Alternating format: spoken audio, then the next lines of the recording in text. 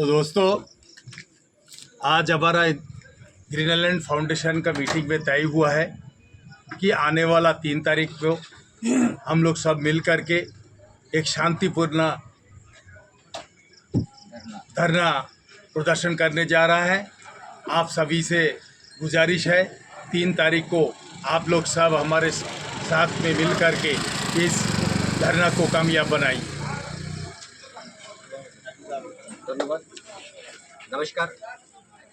हमारे बीच मौजूद है एनजीओ का delegation, NGO green island foundation. आज इस मंच से हम लोग डिक्लेरेशन दिया है कि आने वाला 3 तारीख हम लोग पीसफुल एजिटेशन करने जा रहा है। अगर एडमिनिस्ट्रेशन विद इन 7 डेज के अंदर हमारा डिमांड को फुलफिल ना करे तो हम लोग मजबूरन शांतिपूर्ण धरना पे जाएंगे। আমাদের মধ্যে উপস্থিত রয়েছেন আমাদের কর্মকর্তা এনজিও গ্রিন আইল্যান্ড ফাউন্ডেশন।